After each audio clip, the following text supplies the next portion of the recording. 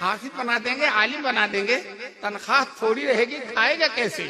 میں آپ کو بتا دینا چاہتا ہوں، حافظ کی تنخواہ 10,000 ہے، 8,000 اور 1.5 لاکھ تنخواہ پانے والے جو نہیں کھاتے، اس سے بہتر اللہ تعالیٰ حافظ اور عالم کو کھلاتا ہے، بہتر سے بہتر کھلاتا ہے۔ اور آج آپ کسی عالم کو، حافظ کو تنہا کھاتے ہوئے نہیں دیکھیں گے، اس کا دسترخوان بڑا کشادہ کھلا ہوا دسترخوان ہے، 10 آدمی، 20 آدمی، 5 آدمی، 7 آدمی ہمیشہ اس کے دسترخوان پہ کھاتے ہیں۔ قرآن کی برکت سے، دین کی برکت سے اللہ تبارک تعالیٰ خوب نوازتا ہے، خوب نوازتا ہے۔ دارالعلوم دیوبند میں شیخ الحدیث تھے حضرت شیخ الاسلام مولانا حسین احمد مدنی رحمۃ اللہ علیہ، 500 روپیہ تنخواہ تھی اور 50 مہمان روزانہ ان کے دسترخوان پر کھاتے تھے، کم سے کم 50 مہمان ہر دن کھاتے تھے۔ اور دوستو کھانا ایسا لذیذ، ابھی دارالعلوم دیوبند میں محدث ہیں مولانا نعمت اللہ، اللہ ان کی قبر کو، اللہ ان کو بہترین بدلہ نصیب فرمائے اور اللہ تعالیٰ ان کی عمر میں برکت نصیب فرمائے۔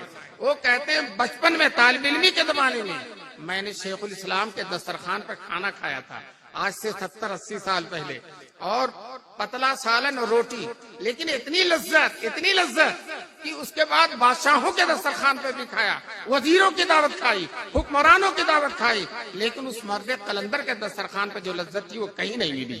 دوستو یہ لذت علم دین کی لذت ہے، یہ قرآن کی لذت ہے، یہ تقویٰ کی لذت ہے، یہ روحانیت کی لذت ہے، یہ للہیت کی لذت ہے۔ اللہ تبارک تعالی ہم سب کو، اپنی اولاد کو اس لذت سے آشنا کرنے کی توفیق نصیب فرمائے۔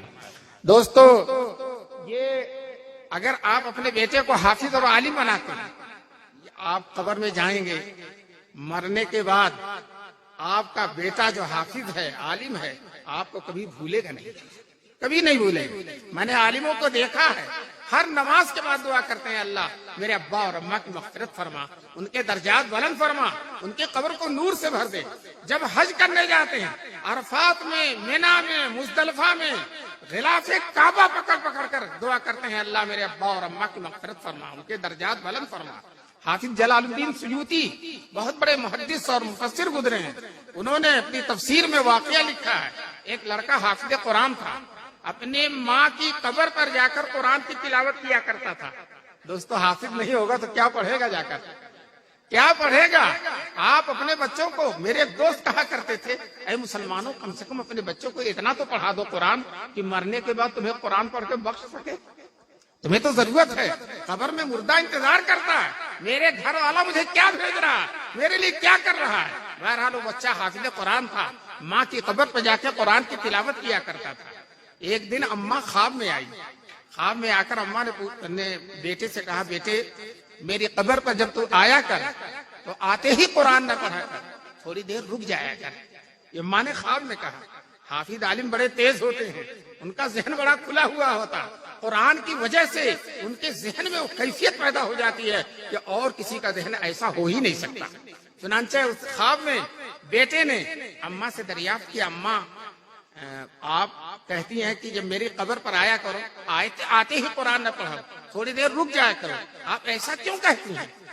تو اماں کہتی ہے، بیٹے جب تو میری قبر پر آتا ہے اور آتے ہی قرآن پڑھنا شروع کرتا ہے تو تیرے منہ سے لے کر میری قبر تک اتنا نور ہوتا ہے، اتنا نور ہوتا ہے کہ اس نور کی کثرت میں تیرا چہرہ نہیں دیکھ پاتی۔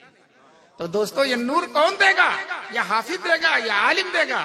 اللہ تعالی ہم سب مسلمانوں کو اس بات کی توفیق